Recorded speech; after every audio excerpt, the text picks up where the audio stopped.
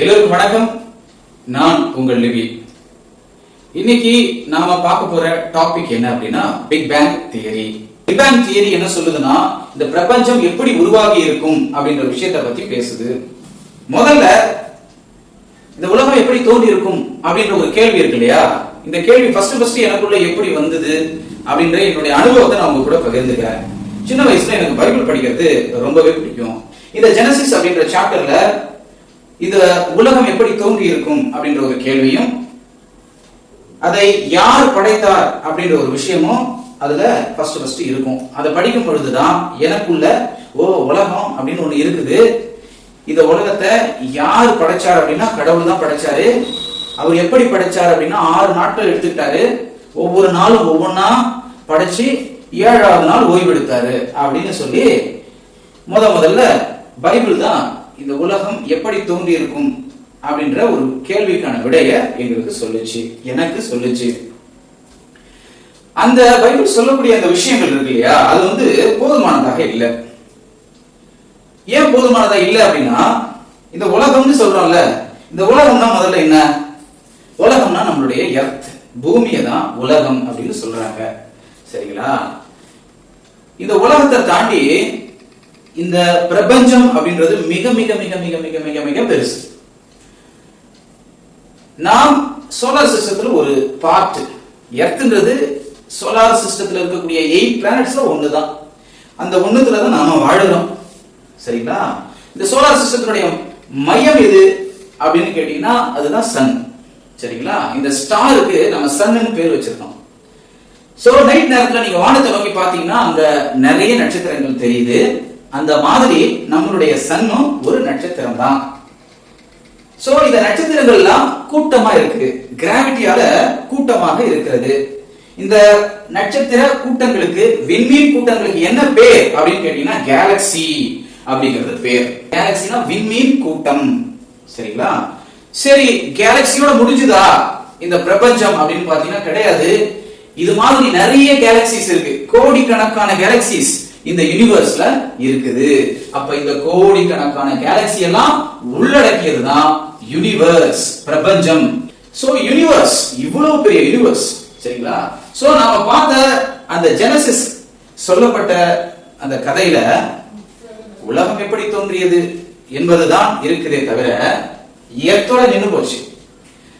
அதிகபட்சம் ஒளி வந்திருக்கு அப்படின்னு சொல்றதுனால சோலார் சிஸ்டத்தோட நின்று போச்சுன்னு வச்சுக்கலாம். அதை தாண்டி வேற எந்த தரவுகளும் இந்த ஜெனசிஸ்ல இல்ல. சரிங்களா? சோ அப்பதான் இந்த கேள்விக்கான விடை பூர்த்தி பெறாமல் இருக்கிறது அப்படின்ற ஒரு எண்ணம் எனக்குள்ள வருது. சரி, இப்ப இந்த பிரபஞ்சம் எப்படி தோன்றி இருக்கும் அப்படின்றத அறிவியல் ரீதியாக நாம் பார்ப்போம். அறிவியல் ரீதியா இந்த யூனிவர்ஸ் எப்படி தோன்றி இருக்கும் என்பதற்கு 3 தியரிகள் இருக்குது அடிப்படையில. நம்முடைய பிக் பேங் தியரி மாதிரியே ஸ்டெடி ஸ்டேட் தியரி அப்படின்னு ஒண்ணு இருக்கு. அதுவும் இந்த உலகம் எப்படி தோன்றியது என்ற விஷயத்தை பற்றி தான் பேசுது. அடுத்து பல்சேட்டிங் யூனிவர்ஸ் தியரி அப்படின்னு சொல்லி ஒரு தியரி இருக்கு. அதுவும் இந்த உலகம் எப்படி தோன்றி இருக்கலாம் அப்படின்ற ஒரு யூகத்தை பத்தி சொல்லுது. இது ரெண்டுத்துல இல்லாதது பிக் பேங்ல என்ன இருக்கு அப்படின்னு கேட்டீங்கன்னா ப்ரூஃப் இருக்கு. இந்த தியரி சொல்லக்கூடிய விஷயங்களுக்கு ப்ரூஃப் இருக்கு. ரொம்ப முக்கியமான ப்ரூஃப் 2. ஒன்னு சிஎம் பிஆர் டேட்டா, இரண்டாவது ரெட் ஷிஃப்ட். இந்த 2 விஷயத்தை வச்சுதான் இந்த பிக் பேங் தியரியில சொல்லக்கூடிய விஷயங்கள் சரி அப்படின்னு சொல்றாங்க. முதல்ல இந்த பிக் பேங் தியரி என்ன சொல்லுது அப்படின்னா இந்த பிரபஞ்சமானது ஒரு புள்ளியில் இருந்து தான் தோன்றி இருக்க வேண்டும் அப்படின்னு சொல்லுதுங்க. முதல் விஷயம் இந்த பிக் பேங் தியரி சொல்லக்கூடிய விஷயம், இந்த பிரபஞ்சம் இன்னைக்கு நாம பார்க்கக்கூடிய அளவிட முடியாத டைமென்ஷன் இருக்கக்கூடிய இந்த பிரபஞ்சமானது ஒரு சிறு புள்ளியில் இருந்து தான். அந்த புள்ளியினுடைய டயாமீட்டர் எவ்வளவாக இருக்கும் அப்படின்னு கேட்டீங்கன்னா சில மில்லிமீட்டர்களாக இருக்கும்னு சொல்றாங்க. இந்த பாயிண்ட்க்கு என்ன பேர் வைக்கிறாங்க அப்படின்னா இந்த பாயிண்ட்க்கு காஸ்மிக் எக் அப்படின்னு சொல்றாங்க. இந்த பாயிண்ட்க்கு என்ன பேர்? Cosmic egg. அல்லது இதுக்கு இன்னொரு பேர் இருக்கு, point of singularity. Point of singularity அப்படின்றது இந்த பாயிண்ட்க்கான பேரு. இந்த பாயிண்ட்ல என்ன இருந்துச்சு அப்படின்னு கேட்டா, இந்த பாயிண்ட்ல என்ன இருந்தது என்று யாருக்கும் தெரியாது. என்ன இல்லைன்னு வேணா சொல்லலாம், சரிங்களா? இதுல என்ன இல்ல அப்படின்னா, there is no atoms, அணுக்கள் இல்ல. சரி, அணுக்களுக்கு அடிப்படையாக இருக்கக்கூடிய புரோட்டான், நியூட்ரான், எலக்ட்ரான்ஸ்லாம் உள்ள இருந்ததா சபஅட்டாமிக் பார்ட்டிகிள்ஸ் கேட்டா அதுவும் இல்ல. இந்த புரோட்டானுக்கு அடிப்படையாக இருக்கக்கூடிய குவார்க்ஸ், புரோட்டான் நியூட்ரான்களுக்கு அடிப்படையாக இருக்கக்கூடிய இந்த துகள்கள் அதற்குள்ள இருந்ததான்னு கேட்டா கிடையாது, சரிங்களா? அதுக்குள்ள எந்த விதமான எலிமெண்டரி பார்ட்டிகிள்ஸும் இல்ல அப்படின்னு சொல்றாங்க. இது ஃபர்ஸ்ட் பாயிண்ட். ரெண்டாவது பாயிண்ட், இதுக்குள்ள எக்ஸ்ட்ரீம்லி ஹை டெம்பரேச்சர் இருந்துச்சு அப்படின்னு சொல்றாங்க, சரிங்களா? எக்ஸ்ட்ரீம்லி ஹை டெம்பரேச்சர், ஓகேங்களா? ரெண்டாவது விஷயம் இந்த ஹை டெம்பரேச்சர். மூணாவது விஷயம் என்ன அப்படின்னா, இட் இஸ் எக்ஸ்ட்ரீம்லி டென்ஸ். இந்த புள்ளி அடர்த்தி மிகுந்ததாக, கற்பனைக்கு எட்டாத விதத்தில் அடர்த்தி மிகுந்ததாக இருந்தது அப்படின்னு சொல்றாங்க.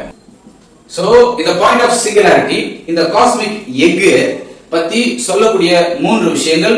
ஒன்னு, இதுக்குள்ள ஆட்டம்ஸ் இல்ல, புரோட்டான்ஸ் இல்ல, நியூட்ரான்ஸ் இல்ல, எலக்ட்ரான்ஸ் இல்ல, குவார்க் இல்ல, எந்த அடிப்படையான எலிமெண்டரி பார்ட்டிகிள்ஸ்மே இல்ல, சரிங்களா? ஃபர்ஸ்ட் விஷயம். ரெண்டாவது விஷயம், இட் இஸ் ஹைலி டென்ஸ்டு, அடர்ந்து காணப்பட்டது, சரிங்களா? அடுத்து, it is extremely high temperature, it has extremely high temperature அப்படின்னு சொல்றாங்க, சரிங்களா? infinitely high, நம்மால எவ்வளவு டெம்பரேச்சர் இருந்ததுன்னு கூட அளக்க முடியாது அப்படின்னு சொல்றாங்க. அவ்வளவு ஹாட்டா இந்த பாயிண்ட் ஆனது இருந்தது, சரிங்களா? இன்றிலிருந்து 13.7 பில்லியன் இயர்ஸ்க்கு முன்னாடி, அதாவது 1370 கோடி ஆண்டுகளுக்கு முன்பாக இந்த பாயிண்ட் ஆஃப் சிங்குலாரிட்டி என்ன செய்யுதுன்னா ஒரு மேசிவ் எக்ஸ்ப்ளோஷனுக்கு உள்ளாகுது. மேசிவ் எக்ஸ்ப்ளோஷன், சரிங்களா? சிலர் இதை ஒத்துக்க மாட்டாங்க, அதை எக்ஸ்ப்ளோஷன் சொல்லாதீங்க, அதை எக்ஸ்பான்ஷன் சொல்லுங்க அப்படின்னு சொல்றாங்க. நாம அதை மேசிவ் எக்ஸ்ப்ளோஷன் அப்படின்னு வச்சுக்குவோம், சரிங்களா? ஒரு மேசிவ் எக்ஸ்ப்ளோஷனுக்கு உள்ளாகுது, ஒரு பெரு வெடிப்புக்கு இந்த பாயிண்ட் ஆனது உள்ளாகுது, சரிங்களா? இந்த பாயிண்ட் வெடிச்சு அந்த ஃபர்ஸ்ட் செகண்ட் இருக்கு இல்லையா, ஃபர்ஸ்ட் செகண்ட், அந்த ஃபர்ஸ்ட் செகண்ட்ல என்னென்னலாம் உருவாகுது அப்படின்னா, முதல்ல குவார்க்ஸ் ஒன்றிணைக்கக்கூடிய குளூவான்ஸ் உருவாகுது. இந்த குளூவான்ஸ் என்ன செய்யுதுன்னா குவார்க்கை ஒன்றிணைக்குது. குவார்க்கை ஒன்றிணைக்கும் போது புரோட்டான்களும் நியூட்ரான்களும் உருவாகுது, சரிங்களா? அதற்கப்புறம் எலக்ட்ரான்ஸ் உருவாகுது. இதுதான் முதல் நொடியில நடந்த விஷயம், சரிங்களா? ஃபர்ஸ்ட் செகண்ட்ல புரோட்டான்ஸ், நியூட்ரான்ஸ், எலக்ட்ரான்ஸ் இதெல்லாம் உருவாயிடுச்சுங்க. அடுத்து தேர்ட் மினிட், இந்த பெருவெடிப்பு நடந்து 3வது நிமிஷத்துல இந்த யூனிவர்ஸ் உடைய டெம்பரேச்சர் டிராஸ்டிக்கா குறையுது. கிட்டத்தட்ட 1 crore டிகிரி செல்சியஸ் குறையுது அப்படின்னு சொல்றாங்க, சரிங்களா? சோ இவ்வளவு டிராஸ்டிக்கா இந்த யூனிவர்ஸ் உடைய வெப்பநிலை குறையும் பொழுது இந்த புரோட்டான், நியூட்ரான், எலக்ட்ரான் எல்லாம் இருக்கு இல்லையா, இதெல்லாம் ஒன்னு சேர்றதுக்கான ஒரு வாய்ப்பை ஏற்படுத்துது. அப்ப இந்த உலகத்தினுடைய முதல் ஆட்டம் ஹைட்ரஜன் உருவாகிறது, சரிங்களா? தேர்ட் மினிட்ல இந்த யூனிவர்ஸ் உடைய டெம்பரேச்சர் குறைஞ்சதுனால இந்த புரோட்டான், நியூட்ரான், எலக்ட்ரான்ஸ் எல்லாம் ஒன்னு சேர்றதுக்கான ஏதுவான டெம்பரேச்சர் கிட்டத்தட்ட 4000 to 5000 கெல்வின் இருக்கின்ற பொழுது இதெல்லாம் ஒன்னு சேர்ந்து முதல் ஆட்டம் ஹைட்ரஜனை உருவாக்குது, சரிங்களா? இந்த ஹைட்ரஜன் எல்லாம் பல்லாயிரம் ஆண்டுகளா உருவாகி உருவாகி உருவாகி உருவாகி ஒன்னு சேர்ந்து நட்சத்திரங்களை உருவாக்குறது. நமக்கு தெரியும் நட்சத்திரத்துல இருக்கக்கூடிய ஃபியூவல், நட்சத்திரம் எப்படி ஒளியை உண்டாக்குது அப்படின்னா அதுக்குள்ள ஹைட்ரஜன் ஃபியூஷன் அப்புறம் ஃபிஷன் நடக்கிறதுனால தான் ஸ்டார்ஸ் லைட் உருவாகுது. ஒரு ஸ்டார் எவ்வளவு நாள் எரியும் அப்படின்றது அதுக்குள்ள இருக்கக்கூடிய ஹைட்ரஜன் ஃபியூலை பொறுத்தது தான் அப்படின்னு நாம படிச்சிருக்கோம், நமக்கு தெரியும், சரிங்களா? சோ ஹைட்ரஜன் ஒன்னு சேர்ந்து நட்சத்திரங்களை உருவாக்குது. இந்த நட்சத்திரம் வந்ததுக்கு அப்புறம் தான் இந்த யூனிவர்ஸ்க்கு லைட் அப்படின்ற ஒரு விஷயமே வருது.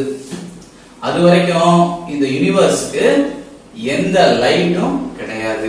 எலக்ட்ரோமேக்னெட்டிக் ரேடியேஷன்ஸ் இருக்கு. எலக்ட்ரோமேக்னெட்டிக் ரேடியேஷன்ல ஒரு பார்ட் தான் இந்த லைட். நம்ம கண்ணுக்கு தெரியறது தான் லைட். நம்ம கண்ணுக்கு தெரியாத ரேடியேஷன் எக்கச்சக்கமா இருக்கு. சரிங்களா? அதுல ஒரு பகுதி தான் இந்த லைட். இந்த லைட் நட்சத்திரங்கள் மூலமாகத்தான் இந்த யூனிவர்ஸ் பெற்றுக் கொள்ளுகிறது. சரிங்களா? அப்புறம் இந்த நட்சத்திரங்கள் எல்லாம் ஒன்று சேர்ந்து கேலக்சி உருவாக்குது. இது மாதிரி பலவிதமான கேலக்சிஸ் இருக்கு. நாம வாழக்கூடிய இந்த கேலக்சிக்கு மில்கி வே கேலக்சி அப்படின்னு பேரு. ஸ்பைரல் கேலக்சி இருக்கு, இர்ரெகுலர் கேலக்சி இருக்கு, எக்கச்சக்கமான கேலக்சிகள் இந்த யூனிவர்ஸ் முழுக்க நிறைஞ்சி காணப்படுதுங்க. சரிங்களா? இதாங்க பிக் பேங் தியரி. நாம இந்த உலகத்துல இருக்கோம். இந்த உலகத்தை விட பெருசு சோலார் சிஸ்டம், இந்த சோலார் சிஸ்டத்தை விட பெருசு கேலக்சி, இந்த கேலக்சியோட பெருசு யூனிவர்ஸ். இன்னும் என்ன சொல்றாங்கன்னா, யூனிவர்ஸ் மாதிரியே மேபி அனதர் இன்னொரு யூனிவர்ஸ் இருக்குன்னு சொல்றாங்க. சரிங்களா? சோ நம்மளுடைய கற்பனைக்கு எட்டாத ஒரு இடத்துல நாம வாழ்ந்துகிட்டு இருக்கோம் அப்படின்றத நாம புரிஞ்சுக்கணும். சரிங்களா? சோ இதுதான் உங்களுக்கு பிசிக்ஸ் சொல்லக்கூடிய இந்த உலகத்தினுடைய அதிசயம்னு கருதக்கூடிய விஷயத்துக்கான அடிப்படை உண்மைகள். Okay, thank you.